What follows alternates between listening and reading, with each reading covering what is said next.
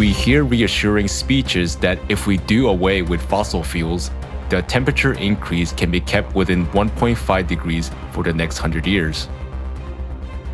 Unfortunately, we don't have that time. The truth is that humanity doesn't even have 10 years to spare. And right now, we can't influence the true causes of climate change. After all, the reason for that lie in 12,000-year cycle of catastrophes caused by galactic interactions. Do you have an idea how serious this is?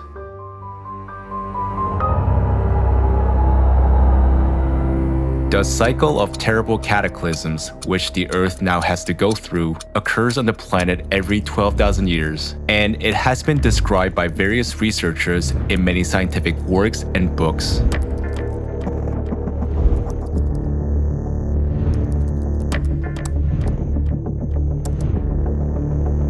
The Earth's core creates a magnetic field. The Earth's magnetic poles are movable. Their sudden shift is called geomagnetic excursion. And note in which time intervals such excursions took place over the last 120,000 years. The interval between them is approximately 12 to 13,000 years. It is shocking that at the same time, there were sharp rises in world sea level, glaciation, and the strongest volcanic eruptions. Each time during such excursions, the magnetic field of the Earth became 8 to 10 times weaker, and this led to an increase in the flux of cosmic radiation. Modern science cannot explain why geomagnetic excursions coincide with dramatic climate change and glaciations. At the end of 20th century, Hartmut Heinrich did a great study. He collected data on the bottom sediment of seas, lakes, and rivers. And using them, he reconstructed all the dramatic temperature changes over the past 100,000 years. These changes were called Heinrich events. Each such cycle corresponds to a short period of glaciation, preceded by a sharp warming of the planet by 8 to 10 degrees Celsius. Dating the Heinrich events, Sidney Hemming in 2004 published her version of the periodicity of the abrupt temperature changes, where the events of the 12,000-year cycle clearly stand out.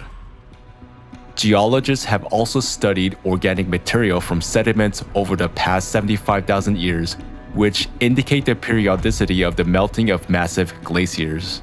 Douglas Vogt, geologist, has analyzed the carbon-14 dating of sediments and listed the works supporting this glaciation in his book. The data obtained irrefutably prove that glacial periods have cyclicity of about 12,000 years. And that's why no one had been able to figure out why this thing happens cyclically through time. You have the Earth's magnetic field reverses, and immediately after that, you have the Ice Age. And that's it. That's what happens. It is known that over the past 100,000 years, as a result of melting glaciers, the level of the world's ocean has changed dramatically by 20 to 50 meters many times. This was reflected in the sediment of marine flooding.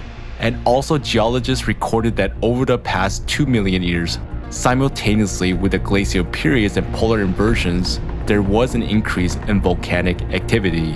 Another proof of the 12,000-year cycle was the eruption of the Toba volcano 72 to 74,000 years ago.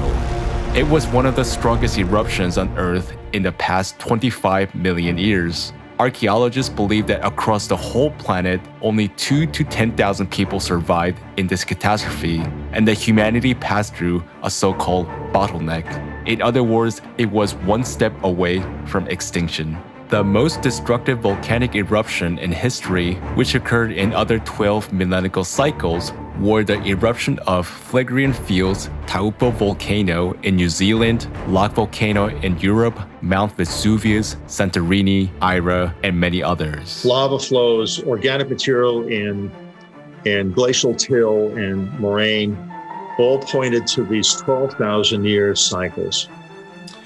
Even with the standard deviation in carbon-14 dating, it's obviously that's what's happening. Simultaneously with all these events, there were global extinction of species, including significant reduction in the human population. For example, a large amount of cosmic radiation during the last CHAMP excursion caused the extinction of the entire human species, the Neanderthals.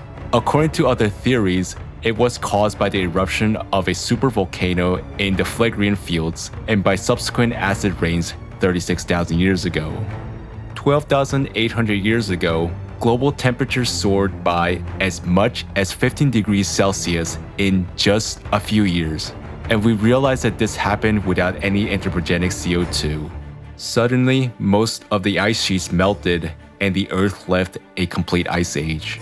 This younger Dryas event led to the mass extinction of megafauna, a sharp decline in the human population, including the extinction of Cro-Magnons. And at the same time, there were extreme floods and natural disasters, intense sea level rise, and melting of the North American ice sheet. After that, however, there was an equally dramatic cooling. Thousands of frozen mammoths and other mammals were found along the northern slopes of Siberia's ravines. For scientists, the reason for these extreme drops are still a mystery. How? Catastrophic volcanic eruptions. Atmospheric temperature changes by 10 to 15 degrees Celsius. World ocean level change by 20 to 50 meters. Large-scale glaciation that froze such giants as mammoths, and geomagnetic excursions could have occurred almost simultaneously within a short period of time. It is critically important to examine in detail these facts of the horrific history of past cataclysms occurring with a cycle of 12,000 years. The interdisciplinary approach of the entire scientific community must be used for this purpose, because we're going to be faced with the same catastrophes in the near future. After all, we're now living just at the time of another such cycle, which is exactly the true cause of climate change. Lower mantle, outer mantle, and then gets to the crust, starts heating up. You're going to have more earthquakes, more volcanoes. Ocean water is going to warm up because of the sun. And then you'll have more hurricanes, typhoons, tornadoes, and snowstorms too. You know, evaporating ocean water to be dropped on the land is ice, snow, hail, whatever. It's going to be more and more. Isn't what we're witnessing now in our planet signs of a great disaster? Let's look at the facts of an increase in the extreme activity of disasters nowadays. Various researchers note an unnatural growth of seismic activity during the last 50 years. In the 1970s, the number of earthquakes with magnitude over 7 doubled, and since 2003, the number of destructive earthquakes with magnitude over 8 has begun to grow. The seismic activity of the Pacific Ring of Fire doubled from 1979 to 2012. The energy of earthquakes and their magnitudes are increasing. And even more surprisingly, the depth of earthquake is increasing. Since 2014, there has been recorded an increase in the number of earthquakes at a depth of more than 700 kilometers, whereby over the past 7 years, their number has increased by more than 12 times. And in 2015, scientists recorded the deepest earthquake in the history of observation near Japan, 751 kilometers below the surface. Previously, seismologists had assumed that earthquakes are impossible at this depth. Simultaneously with the growth of seismic activity, the number and strength of volcanic eruption is increasing, which is recorded by the volume of lava erupted. During the last 200 years, the number of annual volcanic eruptions on the Earth increased by nearly 4 times. More dormant volcanoes awaken, and the activity of the already active volcanoes has increased. A number of unprecedented changes are taking place in the core of our planet. In 1998, it shifted abnormally to the north. Now we observe its asymmetric crystallization and unexplained phenomena in the very center of the core. In the outer liquid core, the flow of molten iron has been accelerating since 2015. The beating, that is, microseismic manifestation emanating from the core caused by its dissonance, is increasing. Because of the displacement of the core, the rotation of the planet accelerates, its centrifugal force and deformation along the equator grows. Geothermal flow from the interior is increasing, speeding up the melting of glaciers. The average temperature of the ocean water rises, and abnormal areas of extreme warming appear. The groundwater in western Siberia and other regions with a thin crust is boiling. Ozone anomalies are growing gradually above the faults in volcanic regions. The number of fires along the faults is growing due to increased degassing, the release of flammable gases from the Earth's interior. The magnetic field has weakened by 9%, excursion of the northern magnetic pole and growth of the South Atlantic magnetic anomaly has begun. Since 2007, inexplicably for scientists, the thermosphere has undergone a record reduction in density. At the same time, the stratosphere and mesospheres have cooled significantly over the past 20 years, while the troposphere is warming due to the growth of internal heat from the interior. All these processes continue to intensify and synchronize at an alarming rate. Ignoring these facts is suicide. What awaits the divided humanity in the near future if we do nothing? The damage will increase exponentially and irreversibly on a massive scale. The hotbeds of catastrophes will break out and escalate until they envelop the entire planet, turning it into another dead planet like Mars. Galactic radiation affecting the entire solar system will critically alter our star as well. There will be incredibly strong solar flares on the sun, which will turn all our high-tech devices into a useless pile of scrap metal. Inversion of magnetic poles will lead to critical weakening of magnetic field by 8 to 10 times, which will render all living beings unprotected against rays of ruthless cosmic radiation. Suddenly awoken stratovolcanoes all over the Earth will start to spew magma.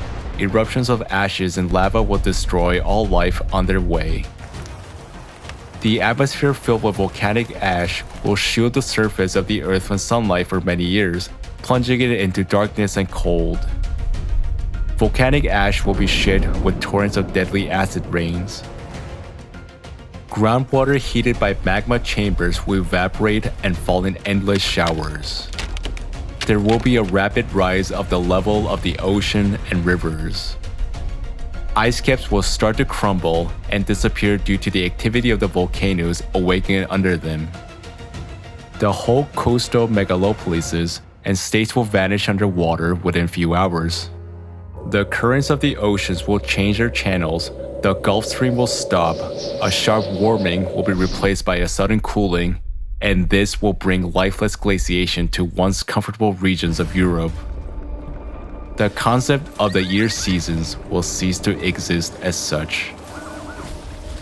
The Earth will be overwhelmed by the mightiest earthquakes with the magnitudes over 10, the ones humankind has never faced before. Giant waves of tsunamis, dismissing any obstacles, will go around the planet many times, wiping cities from the face of the Earth. Winds and hurricanes will gain power of unprecedented strength and will become chaotic. The burning gases escaping from the bowels of the Earth will lead to a large-scale natural fires in the remaining regions that have not been flooded. Abrasive radioactive particles at enormous speeds will grind cities into dust. Billions of people will die from natural disasters in their first few months. Imagine what it will look like in our consumerist, immoral world when disasters of this magnitude only begins to mount.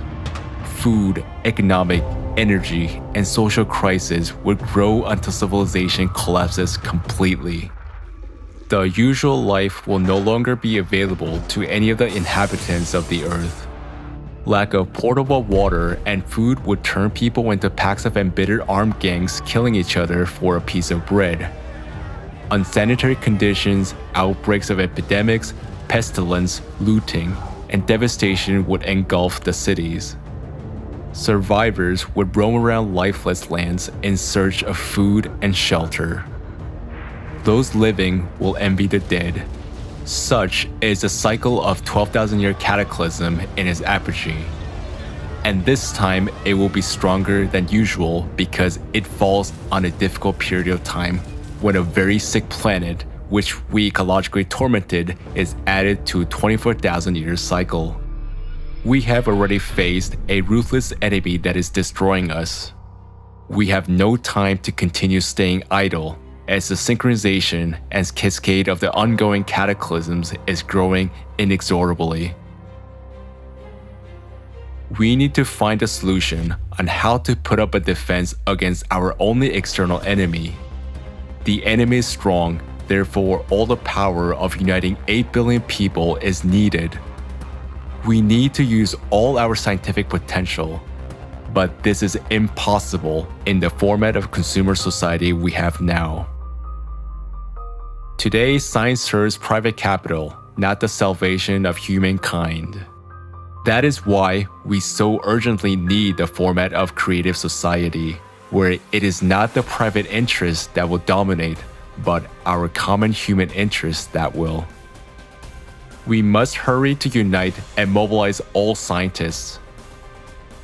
All scientific, technical, and intellectual potential needs to be invested in one task: finding solutions to counter the impact of cyclicality, since every action has its counteraction. We will be able to find a solution to avoiding climate collapse and to humankind survival only when all of humanity consolidates. The choice is up to us. It's up to each one of us. It's up to you.